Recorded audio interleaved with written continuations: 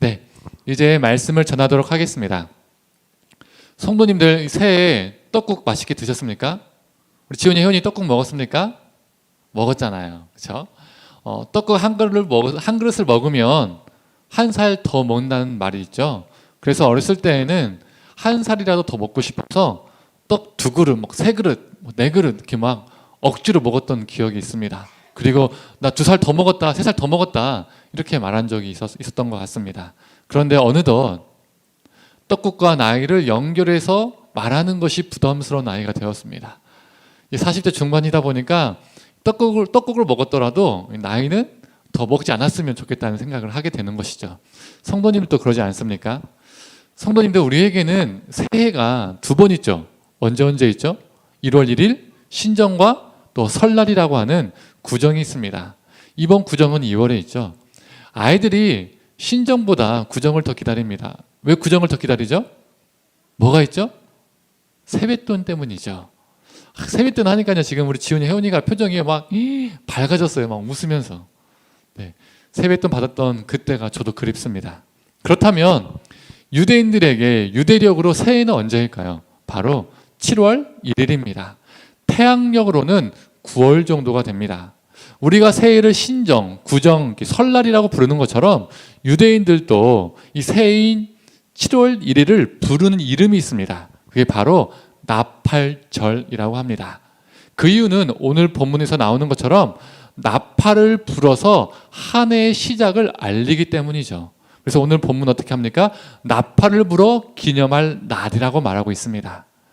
그런데 7월은요, 이 나팔절만 있는 게 아닙니다. 다른 절기들도 또 있습니다. 우리나라 같은 경우에도 5월에 여러 날이 있잖아요. 어린이날, 어버이날, 스승의 날, 석가탄신일 등등등 여러 날들이 5월에 몰려 있죠. 작년 10월도 보면요, 그 10월 한 달 동안에 추석, 개천절, 또 한글날 이렇게 몰려 있었습니다. 유대력에서도 이 7월에 이 3개의 절기가 몰려 있습니다. 그게 무엇이냐면 이 새해인 7월 1일의 나팔절, 또 2번째가 7월 10일인 대속죄일, 그리고 7월 15일인 초막절이 있습니다. 먼저 7월 15일 이 초막절은요, 유대 3대 절기 중에서 가장 큰 절기 중에 하나예요.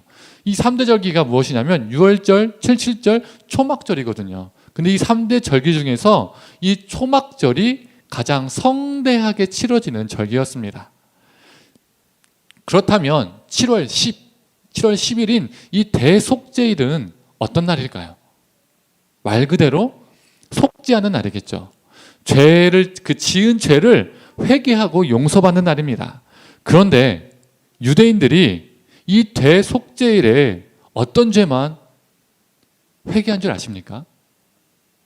모든 죄를 회개하는 날이 아닙니다. 바로 하나님께 지은 죄만 회개하고 용서받는 날입니다. 그렇다면 사람들에게 행했던 죄는 언제 회개했을까요?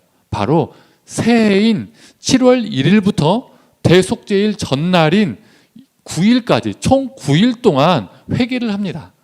새로운 한 해가 시작되자마자 나팔을 불자마자, 나팔 소리를 듣자마자 사람들에게 행했던 죄를 회개했던 겁니다. 나의 잘못으로 인해서 피해를 받은 사람들에게, 고통받았던 사람들에게, 상처받았던 사람들에게 찾아가서 용서를 구하고 배상과 보상을 했습니다. 이게 완료되면 7월 10일, 즉 대속죄일에 내가 하나님께 지었던 죄를 회개합니다. 즉 7월 10일 이 대속죄일은 회개의 절정의 날이 되는 것이죠.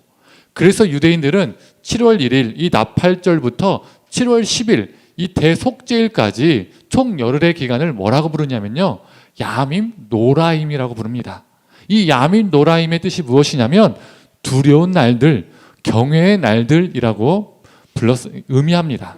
이 새해가 시작되자마자 총 열흘 중에서 9일은 하나님 앞에 두려운 마음으로 이웃에게 용서를 구하고 마지막 날 대속죄일에 하나님께 용서를 받았던 것이죠. 이게 무엇을 의미하는 것일까요?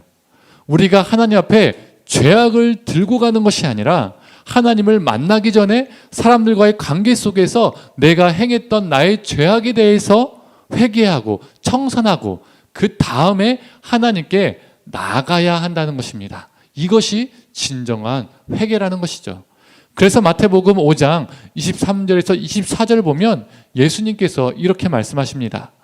그러므로 예물을 제단에 드리려다가 거기서 네 형제에게 원망 들을 만한 일이 있는 것이 생각나거든 예물을 제단 앞에 두고 먼저 가서 형제와 화목하고 그 후에 와서 예물을 드리라.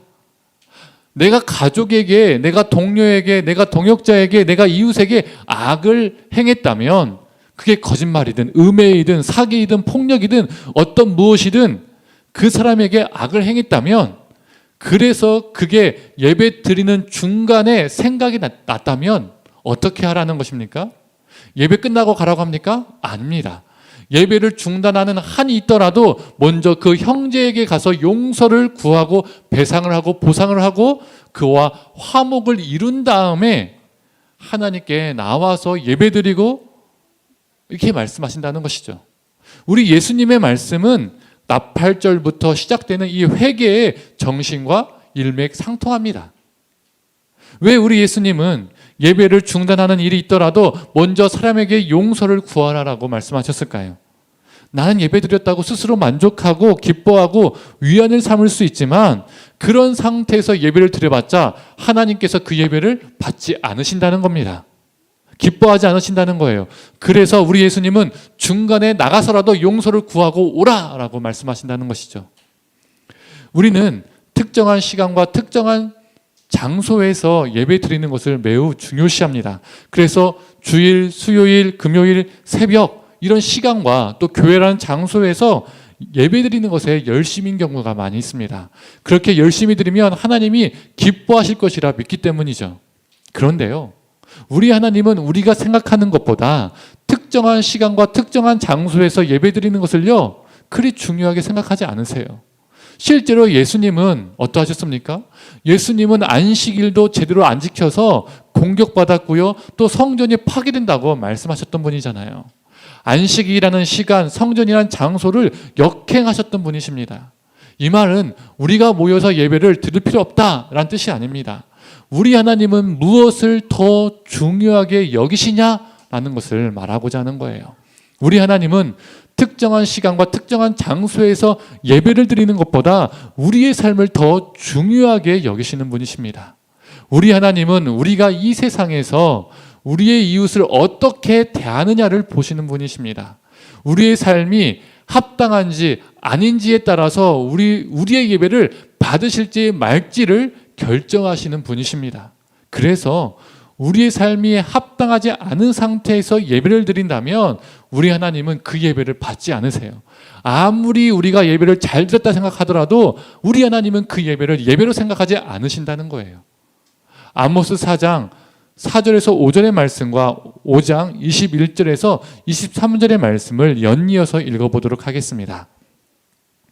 너희는 베델에 가서 범죄하며 길갈에 가서 죄를 더하며 아침마다 너희 희생을 3일마다 너희 11조를 드리며 누룩 놓은 것을 불살라 수은제로 드리며 낙헌제를 소리내어 선포하려무나 이스라엘 자손들아 이것이 너희가 기뻐하는 바니라 주 여호와의 말씀이니라. 내가 너희 절기들을 미워하여 멸시하며 너희 성회들을 기뻐하지 아니하나니 내가 내게 번제나 소제를 드릴지라도 내가 받지 아니할 것이요 너희의 살찐 희생의 화목제도 내가 돌아보지 아니하리라. 네 노랫소리를 내 앞에서 그칠지어다 네 비파 소리도 내가 듣지 아니하리라. 아모스를 보면 이스라엘 백성은요 아침마다 희생제사 즉 아침마다 예배를 드렸어요. 한 달에 한 번도 아니고요 3일에 한 번씩 11조를 드렸습니다. 대단하지 않습니까? 우리는 보통 한 달에 한 번씩 드리는데 3일에 한 번씩 드렸대요. 수은제, 낙헌제, 번제, 소제 수많은 예배와 헌금을 그리고 헌물을 드렸습니다. 정말 열심히 정말 열정적으로 예배를 드렸어요. 그런데 하나님이 뭐라고 말씀하십니까?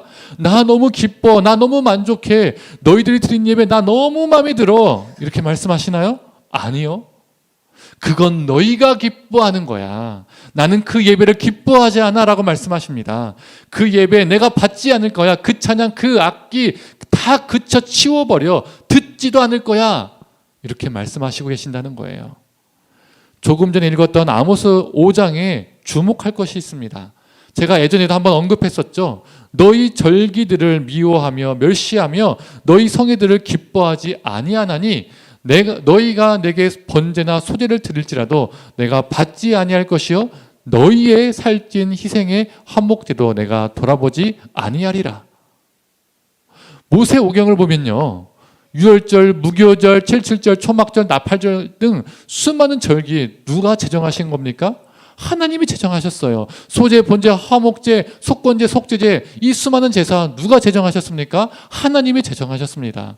그러면 하나님은 나의 절기, 나의 성회, 나의 제사, 나의 화목제 이렇게 말씀하시는 게, 이렇게 표현하시는 게 맞습니다. 본인이 제정하셨으니까요. 그런데 하나님이 뭐라고 말씀하시죠? 너희 절기, 너희 성회, 너희 화목제라고 말씀하세요. 왜 이렇게 말씀하십니까? 너희가 수없이 예배드리고 수없이 찬양하고 수없이 헌금하고 수없이 그 예배에 기뻐하고 너희는 만족하지만 그 예배에 나와 상관이 없어. 이렇게 말씀하고 계시는 거예요. 왜요? 왜 이렇게 말씀하실까요? 더 많이 예배를 드렸어야 하는데 아직도 예배 횟수가 부족해서 그런가요? 더 많은 재물과 더 많은 헌금을 드렸어야 했는데 아직도 그 양과 금액이 부족해서 그런가요? 아니죠. 그들은 충분히 많이 예배드렸고 충분히 많이 헌금을 드렸습니다. 그렇다면 뭐가 문제입니까? 베델과 길갈에서 이웃에게 죄를 짓고 예배를 드렸기 때문입니다. 이러한 예배를 이스라엘 백성들은요, 세대를 걸쳐서 끝없이 수없이 드렸어요. 예수님의 시대 때도 그렇게 예배를 드렸습니다.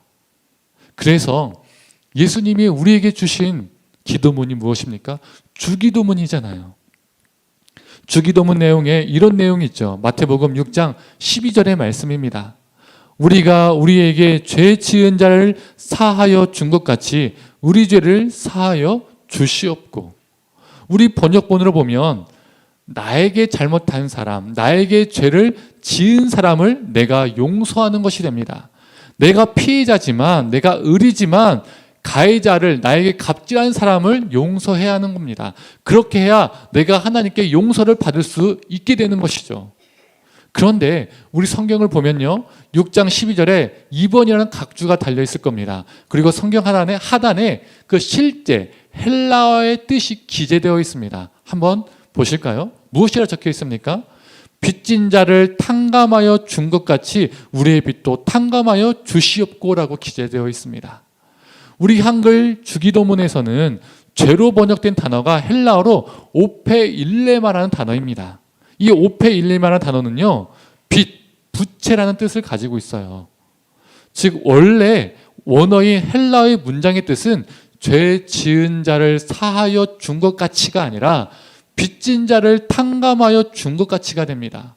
영어 성경인 NIV 성경에도요, sin이 아니라, sin이 죄라는 뜻이잖아요. sin이 아니라 debt라고 되어 있어요. debt가 무엇입니까? 빚이라는 것이죠.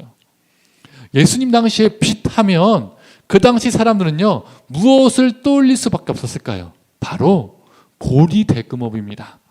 예수님이 살던 시대는요, 빈부격차가 엄청난 시대였습니다. 그 당시 인구의 1, 2% 되는 부자들이 유대 땅의 70%를 차지했어요. 반면 대부분의 백성들은요, 정말 찢어지게 가난하게 살았습니다. 인구 98%가 나머지 30% 밖에 안 되는 땅에서 소유하고 살았다는 거예요. 가난한데 거기다가 심지어요, 수입의 70%를요, 세금으로 떼갔습니다. 결국 많은 백성들이 도저히 살 수 없으니까 고리대금업자들에게 돈을 빌리기 시작했습니다. 그래서 예수님 당시에 이 고리대금업이요, 상당히 성행을 했었습니다. 본래 고리대금업은요, 유대 사회에서 불법입니다. 왜 불법이냐면 율법에서 정해져 있어요. 하나님께서 같은 동족에게는, 즉 같은 이스라엘 백성들끼리는 돈을 빌려줄 때 이자를 받지 말라, 즉 무이자로 돈을 빌려줘라라고 말씀하십니다. 그렇게 명령을 하셨어요. 그게 아무리 낮은 금리일지라도 이자 자체를 때린다는 것은요, 불법입니다. 그런데 율법을 어기면서까지, 불법을 자행하면서까지 종교 지도자들, 부자들, 지도층들, 그리고 성전이 이 고리 대금업을 해서요 불을 쌓아갔습니다. 예수님께서 성전에서 상을 엎으셨던 이유도 그 당시 성전이 고리 대금업을 하는 중심 기관이었기 때문입니다. 백성들이 낸 헌금으로 그걸 자본금 삼아서 성전이 엄청난 이자를 받는 고리 대금업을 했습니다. 즉 돈 장사를 한 거예요. 그래서 예수님이 성전을 향해서 강도의 소굴이라고 말씀하셨던 겁니다. 결국 백성들은 어떻게 됐을까요? 그 높은 이자를 갚을 수 없으니까 계속 빚만 늘어나는 거죠. 그러다가 결국 여호수아 때부터 조상 대대로 물려받았던 그 땅과 집을요 다 잃고 그나마 운이 좋으면 일용직 노동자 소작인이 되고 많은 사람들이 종이나 거린이 되었습니다.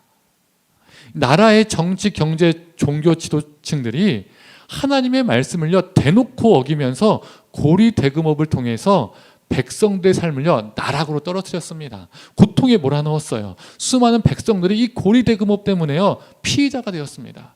그래서 AD 67년에서 70년에 일어났던 로마 유대 전쟁에서 로마가 이 이스라엘을요 파괴시켰을 때, 멸망시켰을 때 이 유대인들이 전쟁하기 전에 무엇을 먼저 하신지 아십니까?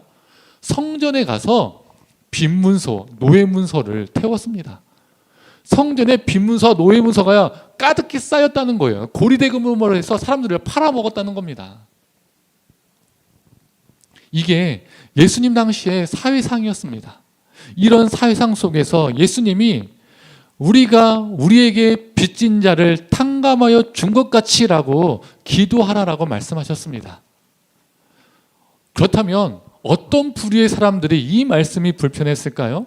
고리대금업을 한 사람, 이웃을 고통에 넣은 사람, 몰아넣은 사람이죠. 네가 그 빚을 탕감해 준 다음에 나한테 오라는 말씀이 되잖아요. 네가 강도처럼 집과 땅을 빼앗았던 그 사람들에게, 네가 횡포를 부렸던 그 사람들에게 용서를 구하고 배상을 하고 그 다음에 나한테 와서 죄사함의 은혜를 구하라라는 말씀이 됩니다. 우리 한글 번역본은 피해자가 가해자를 용서해야 하는 말씀인데, 피해자가 가해자를 용서해야 하나님께 나아갈 수 있는 말씀이 되는데, 원래 원어는 가해자가 피의자에게 용서를 구하고 빚을 탕감해주고 그와 화목한 후에 하나님께 나아가야 하는 말씀이 됩니다. 완전히 다른 뜻이 되죠. 이 대표적인 예가 누구입니까? 삭개오잖아요. 그는 그냥 세리도 아니고요, 세리장이었습니다. 백성들의 돈을 뜯어내서 착취해서 자신의 삶을 영유하고 자신의 배를 두둑하게 채웠던 사람이었어요. 그런데 그가 예수님을 만나고 예수님 앞에서 어떤 고백을 합니까? 누가복음 19장 8절의 말씀입니다. 내 소유의 절반을 가난한 자들에게 주겠사오며 만일 누구의 것을 속여 빼앗은 일이 있으면 내 갑절이나 갚겠나이다. 이게 어떤 고백입니까? 나에게 빚진 자들을 제가 다 탕감하겠습니다. 주님, 저를 용서해 주십시오라는 고백이죠. 삭개오도 내가 하나님께 온전히 나아가기 위해서는, 예배하기 위해서는, 하나님께 용서받기 위해서는 나에게 빚진 자를 먼저 탕감해야 한다는 것을 알았던 것입니다. 이게 성경에 말하고 있는 하나님의 뜻이죠. 이게 성경에 말하고 있는 진정한 회개인 것입니다. 새해 시작인 나팔절에서 속죄일까지, 즉 두려운 날이라는 이 10일의 기간도, 그리고 아모스의 선포도, 마태복음 5장의 말씀도, 그리고 주기도문도, 그리고 삭개오의 결단도요, 다 같은 맥락의 말씀입니다. 성도님들, 대부분 우리 한국교회 예배 가운데서 들어가 있는 순서 하나가 있습니다. 그게 뭘까요? 참회의 기도입니다. 일주일 동안 지었던 그 죄들을 예배 시간에 다 털어놓으면 목회자가 사죄 선언을 해주죠. 사람들에게 잘못을 하고선, 사람들에게 죄를 범하고선 그 죄를 그대로 예배에 짊어지고 와서 하나님께만 참회를 합니다. 한 1, 2분 참회를 하면요, 목회자들이 사죄 선언을 해주잖아요. 사죄 선언을 해줘야 도장 쾅쾅쾅 찍어주는 인증의 느낌이 들죠. 마음이 훨 가벼워지죠. 용서받는 느낌이 듭니다. 그런데 이것처럼 쉬운 회개가 어디 있습니까? 이전에 저도 부교육자로 있으면서 대부분의 교회들이요, 이 순서가 다 들어가 있었습니다. 사역했던 교회의 예배 방침이니까 사회를 볼 때 그 순서대로 진행을 해야 했습니다. 그런데 그때마다 저는 마음이 무겁더라고요. 너무 쉬운 회개를 내가 성도들에게 알려주고 있는 것은 아닌가, 내가 뭐라고 도장 쾅쾅쾅 찍어주는가, 이런 생각이 들더라고요. 마음이 무겁더라고요. 성도님들, 사람들의 관계 속에서 우리가 마땅히 행해야 할 회개가 있습니다. 우리 하나님은 다 필요 없어, 나한테 와서 용서만 하면 돼, 나한테 와서 울부짖고 하나님 용서해 주십시오 말하면 돼, 그러면 내가 다 없던 일로 해줄게, 이렇게 말씀하시는 분이 아닙니다. 그래서 유대인들은 7월 10일 대속죄일에 하나님께 지은 죄를 회개하고 용서받기 위해서 가장 먼저 했던 것이 새해가 시작되는 나팔절부터 9일 동안 작년 한 해 내가 사람들의 관계 속에서 저질렀던 죄악들을 당사자에게 찾아가서 용서를 구하고 그 다음에 하나님께 나아갔습니다. 성도님들, 이 설교를 듣는 분들 가운데 이 새해 첫 주일부터 마음 불편하게 왜 이래? 이렇게 생각하시는 분들도 있을 수 있습니다. 새해 첫 주일 예배부터 죄, 회개 이런 얘기하니까요, 거북할 수도 있을 거예요. 저도 새해 복 많이 받으십시오, 새해 은혜 많이 받으시고 건강하시고 새해 하시는 일 다 잘 되길 원하십니다, 형통하고 자녀들도 공부 잘하고 가정에 좋은 일만 넘치기를 원합니다, 이렇게 선포하면요, 제 마음도 편안합니다. 그런데 우리에게 무엇이 진정한 새해 복일까요? 무엇이 진정한 새해 은혜일까? 이 질문을요, 던져보는 거예요. 우리는 새해에도요, 많은 예배를 드릴 겁니다. 아무리 적어도 주일 예배만 드려도요, 총 52번의 예배를 드립니다. 새해 우리는 예배를 드릴 때마다 오늘 예배 너무 좋았어, 오늘 예배 너무 기뻤어, 찬양이 은혜가 되었어, 목사님 말씀이 너무 좋았어, 위로가 됐어, 은혜 받았어, 기쁨이 넘치는 예배야, 우리 교회 예배 너무 좋아, 이렇게 생각할 수 있어요. 이런 생각 자체가 나쁜 것은 아니죠. 그런데 그 예배들이 우리만 기뻐하는 예배이고 반면 하나님이 기뻐하시지 않는 예배라면, 우리 삶이 하나님이 기뻐하시는 삶이 아니라면 나는 예배를 드려서 기쁘지만 하나님이 받지 않으실 수도 있다는 거예요. 착각 속에서 예배할 수 있다는 거예요. 이것만큼 불행한 일은 없다는 겁니다. 길갈에서 베델에서 죄를 범하고 예배드렸던 이스라엘처럼, 자신들 스스로 만족했던 이스라엘처럼 가정에서, 일터에서, 공동체에서, 즉 우리의 수많은 인간관계에서 우리가 죄를 범하고 아무렇지도 않게 예배를 드린다면 내가 아무리 그 예배에 만족하고 기뻐할지라도 우리 하나님은 그 예배를 받지 않으십니다. 이스라엘에게 하셨던 그 말씀을 동일하게 우리에게 말씀하실 수 있어요. 그건 너희들이 기뻐하는 예배야, 나는 기쁘지 않아, 그건 너희 예배, 너희의 주일, 너희의 모임이지 나의 예배, 나의 주일, 나의 모임이 아니야 라고 말씀하실 수도 있다는 겁니다. 2024년 새해 한 해도 나만의 착각 속에서 사는 것이죠. 이건 복이 아니잖아요. 불행이죠. 오히려 슬픔이죠. 내가 기뻐하는 예배가 아니라 먼저 하나님이 기뻐하시는 예배가 되어야 합니다. 성도님들, 설교 서두에서도 유대력으로 7월에는요 3개의 절기가 있다고 했잖아요. 7월 1일은 나팔절, 10일은 대속죄일, 15일은 초막절입니다. 이 초막절은 앞에서 언급했던 것처럼 유대 명절 중에서 가장 성대하게 치러지는 절기였습니다. 그래서 기쁨의 축제 기간이었습니다. 새해 7월 1일 나팔절에 나팔이 울리면 이웃에게 용서를 구하고 화목을 도모한 후에 7월 10일에 이 대속죄일에 하나님께 나아가 죄사함의 은혜를 누리고, 그 다음 5일 뒤에 15일 초막절에 그 이웃들과 함께 기쁨의 축제를 누리고 나눴던 것입니다. 사람들과 용서를 구하고, 그리고 하나님께 용서함을 받고 그 기쁨을 가지고 그 모든 이웃들과 기쁨의 축제를 했던 것이죠. 성도님들, 2024년 새해 우리의 삶이 이렇게 되길 원합니다. 우리 가정의, 직장의, 공동체에, 우리 이웃의, 우리 모든 인간관계 속에서 갈라진 틈이 있다면 우리가 샬롬을 이루어가길 원합니다. 그래서 그 틈이 메워지고 회복되는 역사가 일어나고 결국 하나님과의 관계도 더욱더 깊어지길 원합니다. 그래서 하나님도 기뻐하시고 우리도 기뻐하는 예배를 드리는 정말 복된 한 해가 되길 원합니다. 이제 말씀을 정리하겠습니다. 이스라엘에게는 새해 7월 1일이 나팔절입니다. 나팔을 불어서 기념하는 날입니다. 그런데 성도님들, 이 나팔이라는 단어가 히브리어로 무슨 단어인지 아십니까?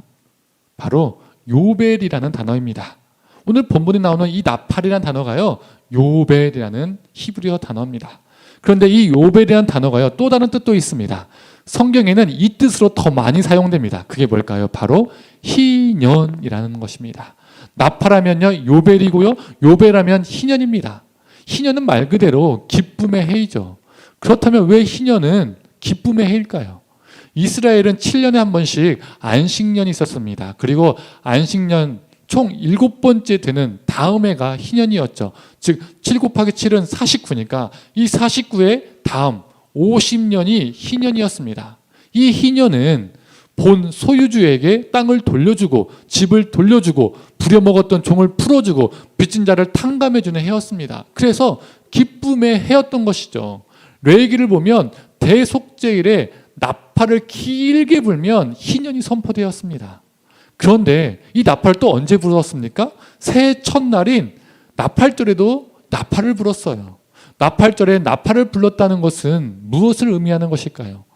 나팔이 요벨이고 요벨이 희년이기 때문에 나팔을 분다는 것은 요벨을 부는 것이고, 즉 희년을 노래한다는 것입니다.